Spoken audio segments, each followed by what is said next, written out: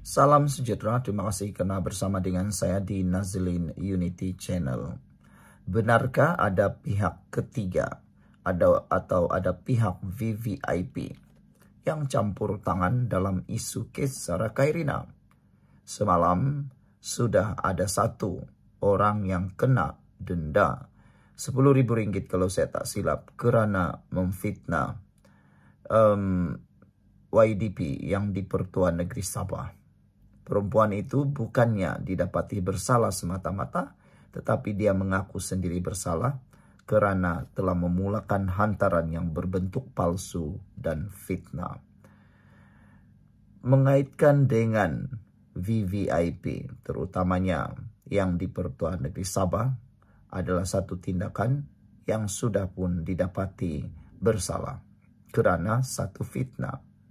Hari ini, doktor patologi pula, pakar patologi, menyatakan dia tidak tahu tentang VVIP, pihak ketiga dalam kes Zara.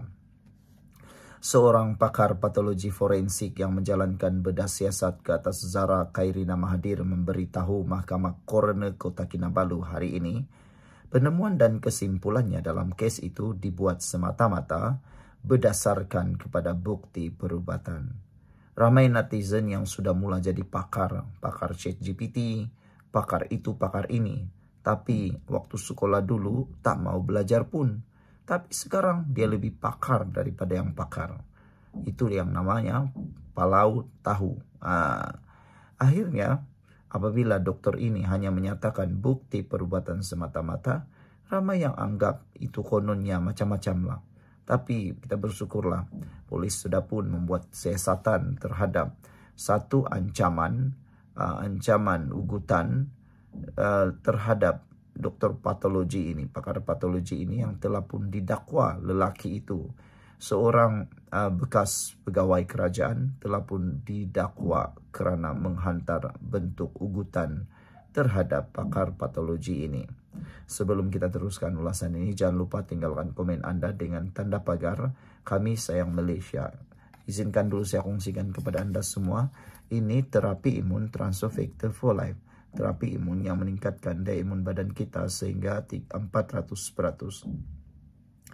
Secara umum dan ringkasnya, apabila imun badan kita lemah, apabila imun badan kita jadi bodoh, apabila imun badan kita tidak lagi seimbang, apabila imun badan kita tidak lagi kuat, kita tidak sembuh daripada sebarang jenis penyakit. Bahkan kita kena penyakit, akar penyakit bertumbuh di dalam tubuh badan kita.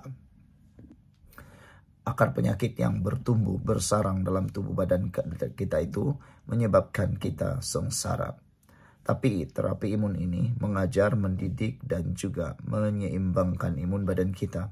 Apabila imun badan kita sudah bijaksana, kuat dan seimbang, kita sembuh daripada penyakit karena imun badan itulah yang menghapuskan semua akar penyakit, menghapuskan penyakit yang bertumbuh berakar di dalam tubuh badan kita. Cepat dapatkan produk yang hebat ini melalui nombor telefon saya yang tertera. Produk ini lulus KKM halal, diperakui oleh dokter-dokter di seluruh dunia dan juga penemuan paling bersejarah dalam dunia kedokteran abad ini. Kalau Anda sudah berdoa bertahun-tahun untuk masalah kesehatan Anda, mungkin ini jawaban yang Tuhan hantar kepada Anda semua. Dr. Jesse Hugh, 58 tahun yang berkhidmat dengan Jabatan Perubatan Forensik Hospital Queen Elizabeth sejak tahun 1998 berkata, dia tidak mengetahui sebarang penglibatan VVIP atau pihak ketiga dalam kes berkenan. Pakar perubatan itu berkata demikian sebagai menjawab soalan peguam Ram Singh yang mewakili seorang remaja yang didakwa membuli si mati. Ram bertanya, "Doktor, boleh saya katakan bahawa selepas menjalankan locus in quo, menggunakan beberapa patung dan selepas melakukan bedah siasat, penemuan dan kesimpulan doktor adalah semata-mata berdasarkan kepada bukti perbuatan serta kepakaran doktor sebagai pakar patologi forensik?" Dr. Hugh menjawab, "Ya." Ram bertanya, jawaban doktor sama sekali tidak ada atau tidak akan dipengaruhi atau terkesan oleh dakwaan mengenai VVIP atau pihak ketiga. tetapi hanya berdasarkan kepakaran perubatan? Dr. Hugh menjawab, saya tidak mengetahui tentang VVIP atau pihak ketiga dalam kes ini. Apabila ditanya jika terdapat kemungkinan beberapa orang mengangkat remaja itu dan mencampakkannya ke tingkat bawah ketika tidak sedarkan diri, Dr. Hugh berkata, ya, tetapi orang yang mengangkatnya perlu meletakkan badan dalam posisi kaki menunjuk ke bawah dan merenggangkannya dari tebing ke tempat dia jatuh yang agak jauh jaraknya. Bagaimanapun saksi terbabit turut memberitahu mahkamah dia tidak mengetahui berapa ramai orang yang mungkin telah mengangkat mangsa. Sekiranya Zara Kairina dipukul dengan objek tumpul sehingga menyebabkan koyakan di bahagian belakang kepalanya, adakah pukulan itu boleh menyebabkan dia pingsan atau tidak sedarkan diri? Dr. Hugh menjawab, dalam kes ini bukan saja koyakan tersebut, tetapi juga pendarahan di bawah kulit kepala, yaitu pendarahan subdural dan subarachnoid yang menyebabkan dia tidak sedarkan diri. Ram bertanya, betulkah jika seseorang itu tidak sedarkan diri, akan menjadi sukar untuk mengangkat dan meletakkan dirinya supaya jatuh dengan kaki terlebih dahulu di tempat dia didakwa jatuh?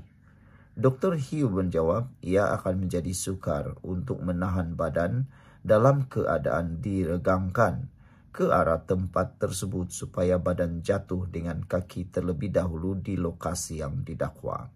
Ram bertanya, secara ringkas, Zara Kairina berada dalam keadaan sedar, berdiri tegak sebelum jatuh, bukannya tidak sedarkan diri? Dr. Hugh menjawab, iya, kemungkinan besar. Sementara itu, ketika disoal peguam Rizwan Den M. Burhan yang mewakili ibu si mati, sama ada remaja itu akan menjerit kesakitan atau tidak jika dia jatuh dari bangunan tingkat 3, mendarat dengan kaki dan mengalami kecederaan tersebut?